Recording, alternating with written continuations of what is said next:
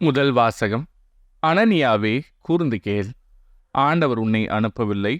அப்படியிருந்தும் இம்மக்கள் பொய்யை நம்பும்படி நீ செய்துவிட்டாய். இறைவாக்கினர் எரேமியா நூலிலிருந்து வாசகம். அதிகாரம் 28, இறைவசனங்கள் 1 முதல் 17 முடிய.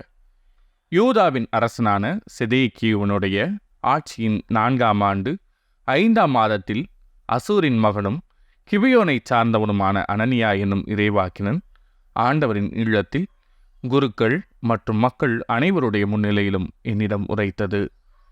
இஸ்ரேலின் கடவுளான படைகளின் ஆண்டவர் இவ்வாறு கூறுகிறார்: பாபிலோனிய மன்னனது நுகத்தை நான் முறித்தெறிந்து விட்டேன். பாபிலோனிய மன்னன் நெபுகத்நேசர் இவ்விடத்தினின்று கவர்ந்து பாபிலோனுக்கு எடுத்துச் சென்றுள்ள ஆண்டவரது இல்லத்தின் களங்கள் எல்லாவற்றையும் 2 ஆண்டு காலத்திற்குள் இவ்விடத்திற்கு திரும்ப கொண்டு வருவேன். அத்தோடு யோயாக்கிமின் மகனும் யூதாவின் அரசனுமான எக்கோனியாவையும் பாபிலோனுக்கு நாடு கடத்தப்பட்ட யூதா மக்கள் அனைவரையும் இவ்விடத்துக்கு நான் திரும்ப கொண்டு வருவேன். ஏனெனில் பாபிலோனிய மன்னனது நுகத்தை நான் முறித்தெறிவேன் என்கிறார் ஆண்டவர். அப்பொழுது ஆண்டவரின் இல்லத்தில் நின்று கொண்டிருந்த குருக்கள் மக்கள் அனைவர் முன்னிலையிலும் இறைவாக்கினர் எரேமியா இறைவாக்கினர் அனனியாவிடம் பேசினார். இறைவாக்கினர் எரேமியா அவனை நோக்கி, ஆமேன், ஆண்டவர் அவ்வாறே செய்வாராக. நீர் உரைத்த சொற்களை ஆண்டவர் நிறைவேற்றுவாராக. ஆண்டவர் இல்லத்தின் களங்களையும் நாடு கடத்தப்பட்டோர் அனைவரையும் பாபிலோனிலிருந்து இவ்விடத்துக்கு திரும்ப கொண்டு வருவாராக. ஆயினும் செவிகளிலும் மக்கள் அனைவரின் செவிகளிலும் விழும்படி நான் உரைக்கும் இச்சொல்லை கவனித்து கேளும். உமக்கும் எனக்கும் முன்பே பண்டைய நாடுகளில் வாழ்ந்த இறைவாக்கினர் பல நாடுகள் பேரரசுகளுக்கு எதிராக போர், துன்பம், கொள்ளை நோய் ஆகியவை பற்றி இறைவாக்கு உரைத்திருக்கின்றனர். நல்வாழ்வை முன்னறிவிக்கும் இறைவாக்கினரை பொறுத்தவரை அவரது வாக்கு நிறைவேறும் பொழுதுதான் ஆண்டவர் அவரை உண்மையாகவே அனுப்பியுள்ளார் என்பது தெரிய வரும் என்றார். அதை கேட்ட இறைவாக்கினன் அனனியா இறைவாக்கினர் எரேமியாவின் கழுத்திலிருந்த நுகத்தை பிடுங்கி முறித்தெறிந்தான். மேலும் அனனியா எல்லா மக்கள் முன்னிலையிலும், ஆண்டவர் கூறுவது இதுவே: இவ்வாறே பாபிலோனிய மன்னன் நெபுகத்நேசரின் நுகத்தை இன்னும் 2 ஆண்டுகளில் மக்களினத்தார் அனைவருடைய கழுத்தினின்றும் பிடுங்கி முறித்தெறிவேன் என்றான். உடனே இறைவாக்கினர் எரேமியா அவ்விடம் விட்டு அகன்றார். இறைவாக்கினர் அனனியா இறைவாக்கினர் எரேமியாவின் கழுத்தில் இருந்த நுகத்தை முறித்திருந்த சில நாட்களுக்கு பின்னர் ஆண்டவரின் வாக்கு எரேமியாவுக்கு அருளப்பட்டது.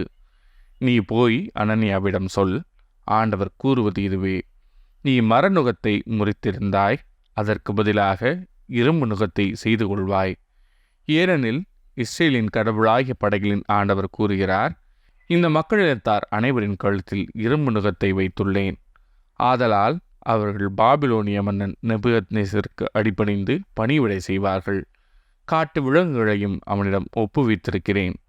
அப்பொழுது இறைவாக்கினர் எரேமியா இறைவாக்கினர் அனனியாவிடம் கூறியது: அனனியாவே, கூர்ந்து கேள்.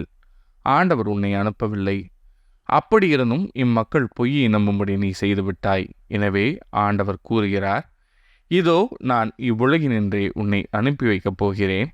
ஆண்டவருக்கு எதிராக மக்கள் கிளர்ச்சி செய்யுமாறு நீ போதித்ததால் இந்த ஆண்டிலேயே நீ சாவாய். அவ்வாறே அதே ஆண்டு 7ஆம் மாதத்தில் இறைவாக்கின் அனனியா மாண்டான்.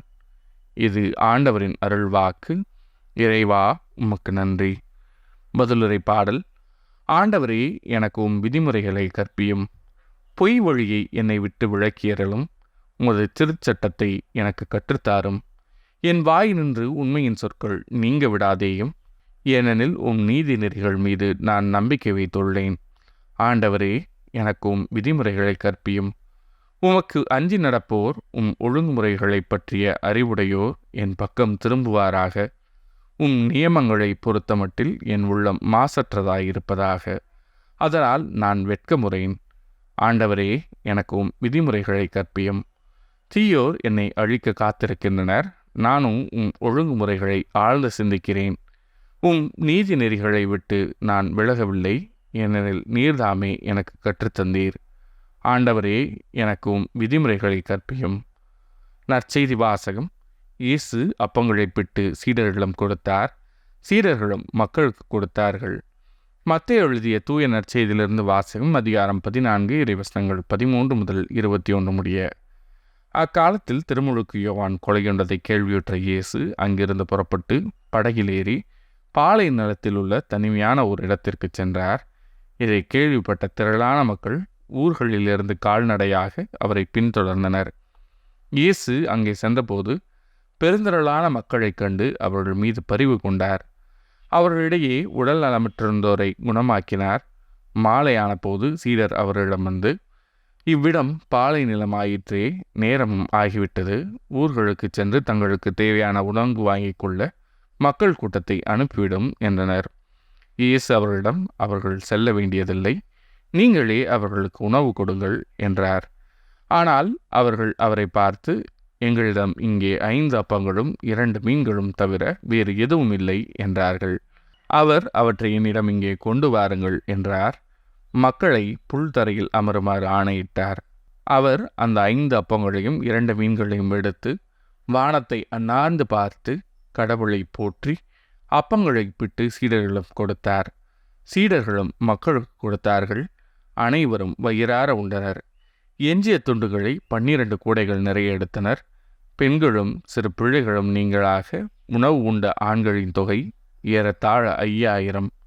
இது ஆண்டவரின் அருள்வாக்கு. கிறிஸ்துவே உமக்கு புகழ்.